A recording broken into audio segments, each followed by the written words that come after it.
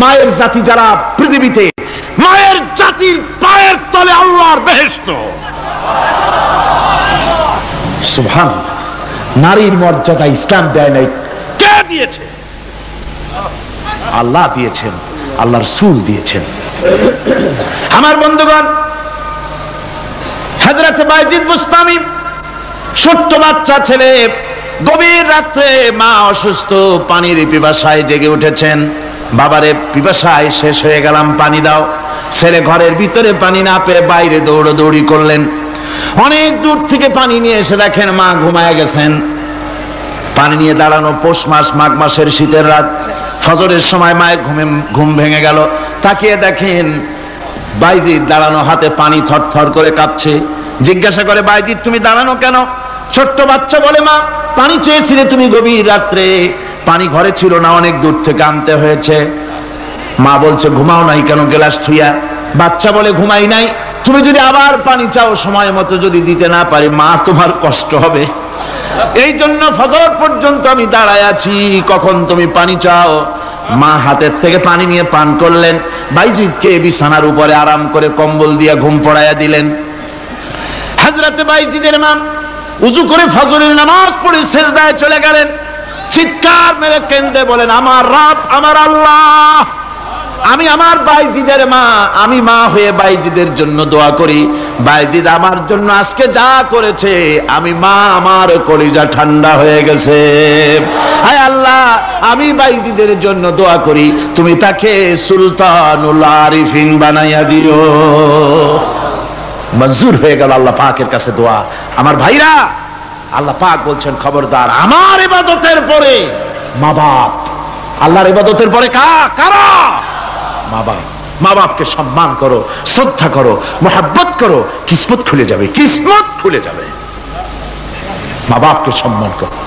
হযরত আবু হুরায়রা রাদিয়াল্লাহু তাআলা আনহু রাসূলের সামনে এসে কাঁদতেছেন। হুজুর বলছেন, আবু হুরায়রা কাঁদো কেন? কাঁদো কেন? রাতের বেলা কাঁদো কেন? হযরত আবু হুরায়রা বলছেন, হুজুর আমাকে মা মেরেছেন। হুজুর বলছেন, মা মারলো কেন? কোন অপরাধ করেছো? কোন গোস্তাখি করেছো? আবু হুরায়রা বলছেন, না হুজুর, কোন গোস্তাখি করি নাই, তবে মারলো কেন? হযরত আবু হুরায়রা বলছেন, হুজুর আমি আপনার দরবার থেকে ফিরতে রাত হয়ে গিয়েছিল। মা জিজ্ঞেস করলেন, আবু হুরায়রা এত রাত্রে কোথায় ছিলে? বললাম, আমি ছিলাম যে কদম চুমতে পারলে দুনিয়া ধন্য হয়, সেই দরবারে নববীর কদম মোবারক থেকে আসতে আমার দেরি হয়েছে। আমার মা মুশরিকা, আপনার নাম শুনে তার গায়ে আগুন জ্বলে উঠলো, আমাকে ধরে মারা আরম্ভ করলো। বলল, হয় আমার বাড়ি ছাড়বি, আর না হয় মুহাম্মদ সাল্লাল্লাহু আলাইহি ওয়াসাল্লামের দরবার ছাড়বি। আমি বললাম, আমার মা, তুমি বুড়ি মানুষ, তোমার গায়ে যত শক্তি আছে সমস্ত শক্তি দিয়ে আমারে পিটাও, আমারে মারো। মারতে মারতে আমাকে বাড়ি থেকে তুমি বের করে দাও। তোমার বাড়ি শুদ্ধ, তাম দুনিয়া ছেড়ে দিতে পারি, আল্লাহর নবীর কদম মোবারক ছেড়ে দিতে পারি না। হুজুর, আমার মা আমাকে গলা ধাক্কা দিয়ে বের করে দিয়েছেন। হুজুর বলছেন, আবু হুরায়রা, তোমার মা তোমাকে মেরেছে, তুমি আমার কাছে নালিশ করছো? আমার তো এখানে ইন্টারফেয়ার করার কিছুই নেই। সুবহানাল্লাহ, সুবহানাল্লাহ। মা তোমাকে মেরেছে, এখানে আমার করার কিচ্ছু নাই। বিশ্ব নবী বলছেন, এত বড় পাওয়ারফুল নবী, লেজিসলেটিভ পাওয়ার, সারে আল্লাহ তাকে বানিয়েছেন শরীয়ত প্রণেতা। কোরআন শরীফ, কোরআন শরীফে শুধু হালাল ও হারামের, হালাল এবং হারামের, বৈধ এবং অবৈধের সীমারেখা শুধু কোরআনই ঠিক করেন, রাসূলের জন্য আল্লাহ ছেড়ে দিয়েছেন। আল্লাহ রাসূলও হারাম, হালাল এবং হারামের বৈধতা অবৈধতার সীমারেখা নির্ধারণ করেছেন। এত বড় ক্ষমতা তার, এত বড় পাওয়ারফুল বিশ্বনবী, তিনি বলছেন, মা মেরেছে, আমার করার কিছু নাই। চিন্তা করেন কত বড় কথা, এ কথার লোড কত। হযরত আবু হুরায়রা বলেন, ইয়া রাসূলুল্লাহ, মা মাকে মেরেছেন, আমি আল্লাহর নবীর কাছে মায়ের বিরুদ্ধে নালিশ করতে আসি নাই। বললেন, কেন এসেছো? হযরত আবু হুরায়রা বলেন, হুজুর এসেছি একটা কারণে। আমি জানি আল্লাহ নবী যদি আল্লাহর দরবারে হাত উঠায়া কোনো জিনিস বলে, আল্লাহ রাব্বুল আলামিন সঙ্গে সঙ্গে মঞ্জুর করে নেন। হুজুর আমি এসেছি, মেহেরবানি করে দোয়া করুন আমার মাকে যেন আল্লাহ হেদায়েত নসিব করে দেন। আল্লাহ নবী হাত উঁচু করে বললেন, আল্লাহুম্মা হিদি উম্মা আবি হুরায়রা, আয় আল্লাহ আমি দোয়া করি আবু হুরায়রার মাকে তুমি হেদায়েত নসিব করে দাও। রাসূলুল্লাহ দোয়া করছেন আর আবু হুরায়রা সমানে দৌড়াচ্ছেন।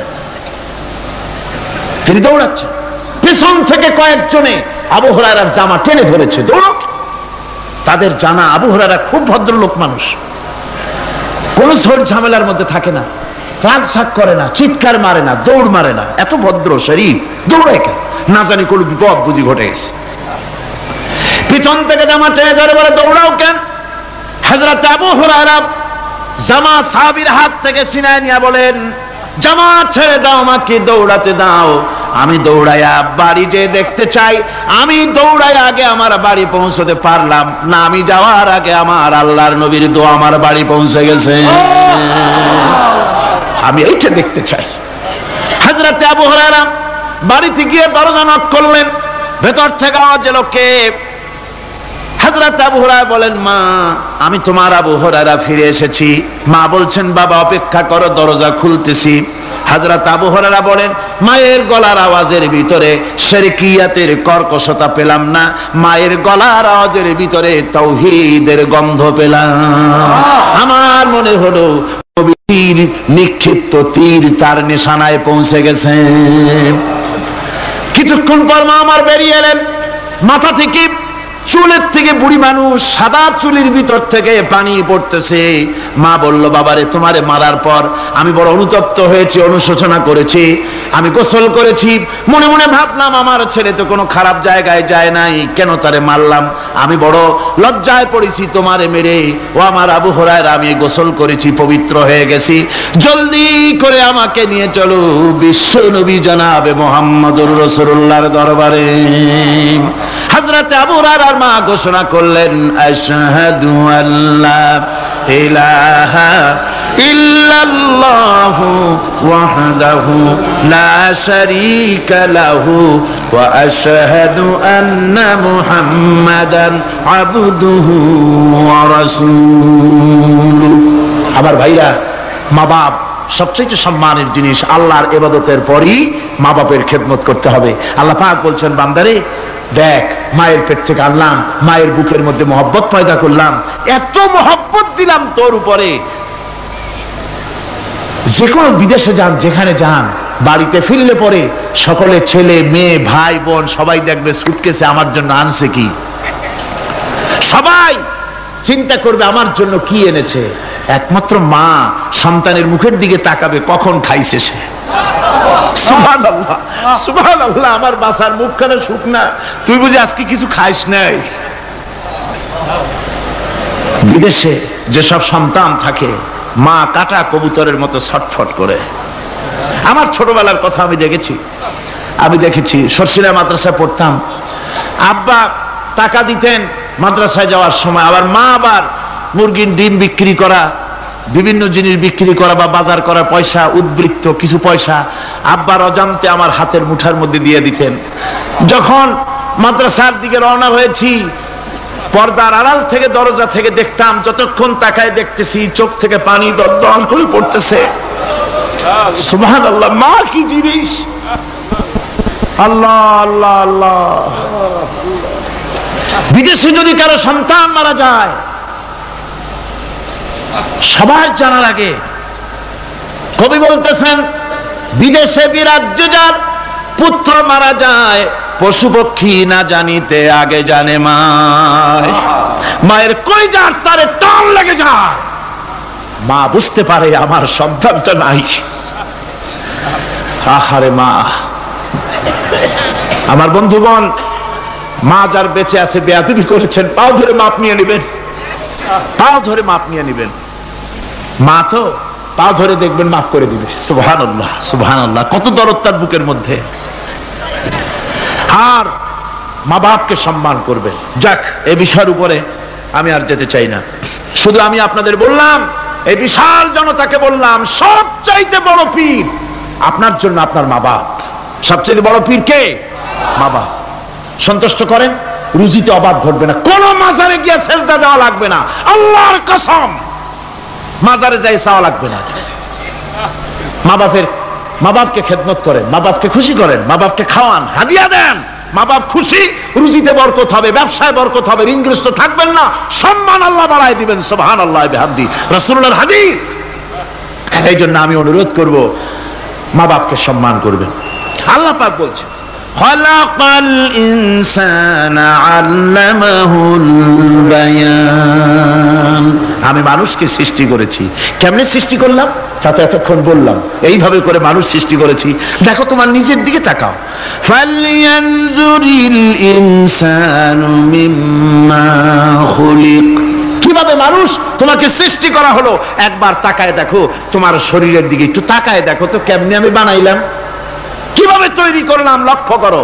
এই যে মাথা, এই মাথাটার ভিতরে আছে কি? মগজ, ব্রেইন। বিজ্ঞানীরা বলেছেন এতে 1000 মিলিয়ন নার্ভ সেলস আছে এর মধ্যে। 1000 মিলিয়ন নার্ভ সেল। সেল হচ্ছে CELL, সেল। সেল মানে কোষ। এই 1000 অনুভূতি কোষ, 1000 মিলিয়ন অনুভূতি কোষ রয়েছে মাথার ভেতরে। মস্তিষ্কের এসব কোষগুলি, এসব সেলগুলি, তার মধ্যে আবার আছে নার্ভ ফাইবার, অর্থাৎ সূক্ষ্ম নার্ভ সুতা, সমগ্র শরীরের মধ্যে তা ছড়িয়ে দেওয়া আছে। এই সূক্ষ্ম সুতার মাধ্যমে ঘন্টায় 70 মাইল বেগে শরীরের প্রত্যেকটা অঙ্গ প্রত্যঙ্গের খবর মস্তিষ্কের মধ্যে চলে যায়। সুবহানাল্লাহ বিহামদিহি। আপনার পায়ে যদি কাটা ফোটে, শরীরে যদি ব্যথা লাগে, ঘন্টায় 70 মাইল বেগে সূক্ষ্ম যে তারগুলি আল্লাহ দিয়েছেন, ওই তারের মাধ্যমে আপনার মাথায় চলে যায়। মস্তিষ্কে গেলে পরে তড়িৎ গতিতে সিদ্ধান্ত হয় কাটা তুলতে হবে। অথবা একটা সাপ দেখেছেন, সাপ প্রথম চোখ দিয়ে দেখলেন, চোখ, এই চোখের ভিতরে আপনার 130 মিলিয়ন লাইট রিসেপ্টর আছে, অর্থাৎ বিভিন্ন দৃশ্যকে, ছবিকে ক্যাচ করার মতো 130 মিলিয়ন লাইট রিসেপ্টর গ্রহণযোগ্য মেশিন রয়েছে চোখের ভিতরে। চোখ দিয়ে সাপ দেখলেন, চোখের ভিতরে রয়েছে আবার অসংখ্য তার। এই অসংখ্য তার ব্রেনের সঙ্গে জুড়ে দেওয়া আছে। চোখ সাপ দেখলো, 70 মাইল বেগে প্রতি ঘন্টায় এই খবর তড়িৎ প্রবাহের মতো মস্তিষ্কের ভেতরে চলে গিয়েছে। মস্তিষ্ক সঙ্গে সঙ্গে ডিসিশন দিচ্ছে, দৌড় মারো, অথবা লাঠি হাতে নাও, অথবা যে কোনো একটা পজিশন তাকে সাথে সাথে সিদ্ধান্ত দিয়ে দিচ্ছে। জোরে বলেন সুবহানাল্লাহ। এই অনুভূতি শক্তি যদি আল্লাহ পাক না দিতেন মানুষের শরীরে, পায়ের মধ্যে পাথর ঢুকলে, কাটা তো কাটা, পাথর ঢুকলেও টের পাইতাম না। আল্লাহ পাক এই ব্যবস্থা করে দিয়েছেন মস্তিষ্কের মধ্যে এতগুলি সেল, প্রত্যেকটা সেলের আলাদা আলাদা কাজ। সুখ, দুঃখ, ভালোবাসা, মোহাব্বত, আনন্দ, স্বাদ ইত্যাদি জিনিসের অনুভূতি মস্তিষ্কের ভেতর থেকেই হয়। এখানে সেগুলি রেখে দেওয়া হয়েছে। তারপরে রয়েছে এই মস্তিষ্কের ভেতরে মেমোরি, স্মৃতি শক্তি। দেখুন, এই যে টেপ রেকর্ডারে ওয়াজগুলি রেকর্ড হচ্ছে, তাফসীর রেকর্ড হচ্ছে। কিছুদিন পর ওই রেকর্ডের উপরে আরেকটা কথা যদি উঠান, তাহলে প্রথম কথা থাকবে? প্রথম গান বা ওয়াজ থাকবে? নষ্ট হয়ে যাবে। কিন্তু আল্লাহ রাব্বুল আলামিন আপনার আমার মাথার ভিতরে এমন এক ফিতা দিয়ে দিয়েছেন, এমন একটা মেমোরি ফিতা দিয়েছেন, যেই ফিতার ভিতরে হাজার হাজার, লক্ষ লক্ষ, কোটি কোটি সমস্ত কথাগুলি ধরবে, আপনি মুখস্থ করতে পারবেন। আগে যা মুখস্থ করেছেন, পরে মুখস্থ করলে পরে আগেরটা মুছে যাবে না। সুবহানাল্লাহ বিহামদিহি।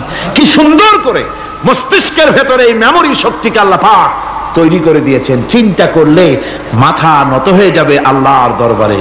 আল্লাহ পাক বলছেন, এই জিনিস আমি তোমার মাথার মধ্যে রেখেছি। দেখুন, মানুষ কত কথা বলে, কত বই পড়ে, মানুষের মাথায় যত কথা আছে সব কথা যদি লিপিবদ্ধ হয়, ভলিউম হয়ে যাবে, যা একটা লাইব্রেরিতে ধরা সম্ভব নয়। অর্থাৎ আপনার মাথাটা হচ্ছে একটা বিশ্বকোষ, আপনার মাথাটা হচ্ছে একটা বিরাট বিশ্বজোড়া লাইব্রেরি। জোরে কোন সুবহানাল্লাহ। আপনার মাথায় যা আছে তা আপনার কোনো বিল্ডিং এর মধ্যে ধরবে না, কোনো গ্রামে কোনো দেশের মধ্যে তা ধরবে না, এত জিনিস আপনার মাথার মধ্যে আছে, ঠিক কিনা? এরপরে আল্লাহ পাক একটা চোখ আমাদের দিলেন। আল্লাহ রাব্বুল আলামিন বলেন, আলাম নাজআল লাহু আইনাইনি ওয়া লিসানান ওয়া শাফাতাইন ওয়া হাদাইনাহু নাজদাইন। আমি কি তোমাদেরকে দুটি চক্ষু আর জিহ্বা, আর তোমাদেরকে আমি কি তোমাদের দুটি চক্ষু, দুটি ঠোঁট আর জিহ্বা কি আমি তোমাদের দেই নাই, যা দিয়া তোমরা দেখতে পাও, যা দিয়া তোমরা অনুভূতি, মাথার ভিতরে অনুভূতি জাগে।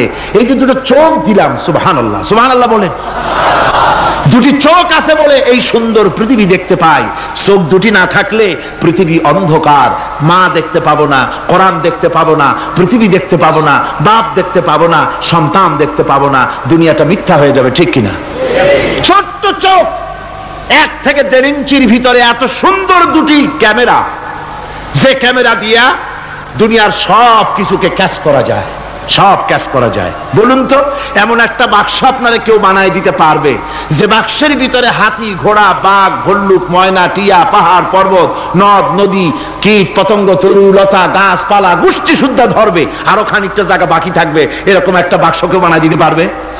পারবে না। এমন একটা বাক্স পৃথিবীর কোন মিস্ত্রি বানাতে পারবে না। কিন্তু আল্লাহ রাব্বুল আলামিন আপনার আমার কপালের নিচে 1 থেকে 1.5 ইঞ্চির ভিতরে এমন 2টা ফিল্ম বক্স তৈরি করে দিয়েছেন, যা দিয়ে তাকাবেন আপনি কোটি কোটি মানুষ দেখবেন, পাহাড় দেখবেন, সমুদ্র দেখবেন, সূর্য দেখবেন, চন্দ্র দেখবেন। এত কিছু দেখার পরেও চোখের ভিতরে আরো খানিকটা জায়গা ফাঁকা থেকে যায়। কি বিরাট নিয়ামত এই চোখ আল্লাহ পাক আমাদেরকে দান করেছেন। এই চোখকে হেফাজতের জন্য আবার চোখের উপরে সানসেট তুলে দেওয়া আছে, সানসেট ভুরু, আল্লাহ ভুরু লাগায় দিয়েছেন, নিচে একটু হাড় জায়গায় দিয়েছেন, উপরে সানসেট, ভেতরে চোখ, যাতে করে বল এসে লাগলে পরে চোখটা গলে না যায়, আছাড় খেলে পরে চোখটা গলে না যায়, চোখটাকে সেফ সাইডে রেখে দিয়েছেন আল্লাহ পাক সুবহানাহু ওয়া তাআলা।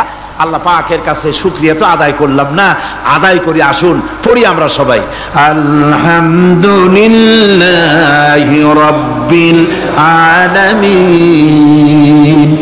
আল্লাহ পাক বলেন, আলাম নাজআল লাহু আইনাইনি ওয়া লিসানান ওয়া শাফাতাইন।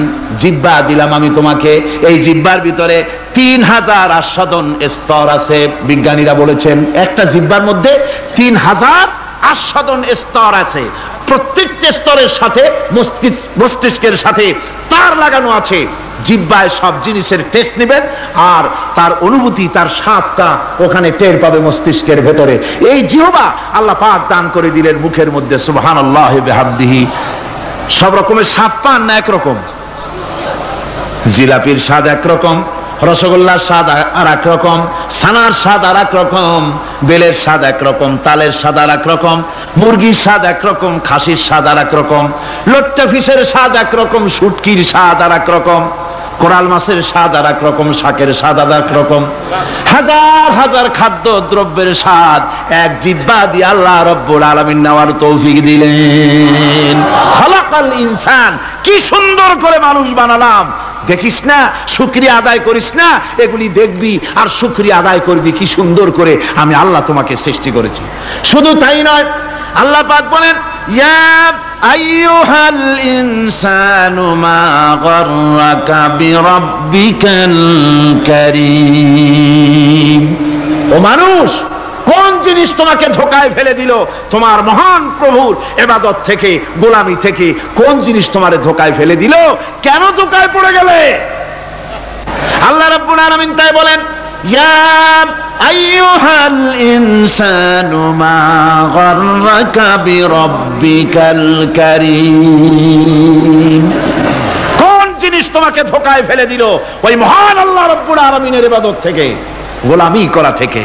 কি সুন্দর করে বানালাম। আমার ভাইরা, আমার নিজের জীবনে এক দৃষ্টান্ত আমি প্রায় বলি লোকদেরকে। ছোটবেলায় মাদ্রাসা থেকে বাড়ি ফিরতেছি, তখন গয়নার নৌকা, লঞ্চ নাই, নৌকা। সেই নৌকা বিরাট লম্বা নৌকা, 4-5 জনে দাঁড় বায়, বড় বড় লম্বা লম্বা দাঁড়, ছিপ নৌকা, খুব লম্বা নৌকা। এই নৌকাগুলি প্যাসেঞ্জার বহন করে। স্টেশন আসতে পরে ঢোল পিঠায় মানুষ এসে ওঠে, রাতের বেলায় চলতে হয়, রাতেই এগুলো চলতো বেশি, আজকাল এগুলি আর নাই। সেই নৌকার মাঝখানে থাকতো বাঁশ পোতা।